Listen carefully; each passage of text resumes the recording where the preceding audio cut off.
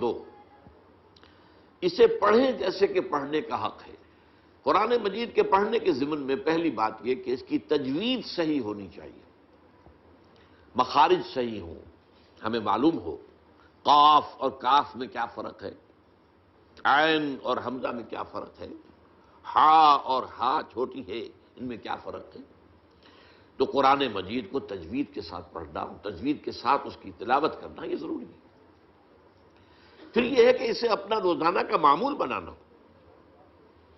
چنانچہ ہمارے صحابہ کرام رضوان اللہ تعالی علیہ مجمعین کا تو معاملہ یہاں تک تھا کہ بہت سے صحابہ ہر ہفتے ایک مرتبہ قرآن ختم کرتے تھے۔ ان میں سر فہرست حضرت عثمان بن عفان رضی اللہ تعالی عنہ، ہر ہفتے قرآن مجید ختم کرنا یہ ان کے معمولات میں شامل تھا۔ یہی وجہ ہے کہ قرآن مجید کی آپ 7 منزلیں آپ دیکھتے ہیں۔ یہ 7 منزلیں کیوں تھی؟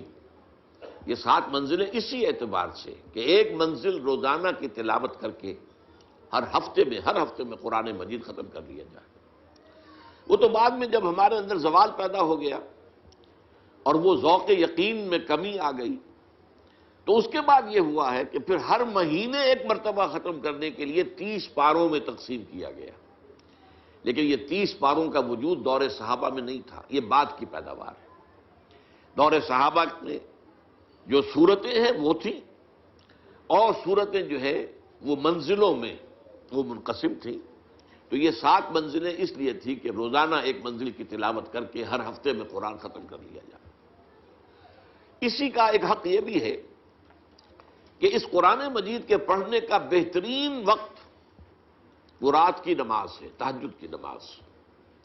یا ایھا المزمل قم اللیل الا قلیلا نصفہ او انقص منہ قلیلا او زد علیہ ورتل القرآن ترتیلا۔ اب ظاہر بات ہے کہ اس کے لیے لازم ہے کہ کچھ نہ کچھ قرآن یاد کریں۔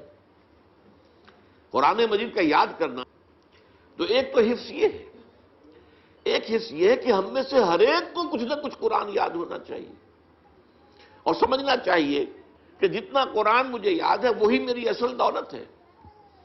اور یہ قرآن پھر اللہ تعالیٰ توفیق دے تو رات کو تہجد کی نماز میں کھڑے ہو کر ترتیل کے انداز میں ٹھہر ٹھہر کر پڑھا جائے۔ تو یہ ہے قرآن مجید کے پڑھنے کا معاملہ کہ اسے پڑھا جائے جیسا کہ پڑھنے کا حق ہے۔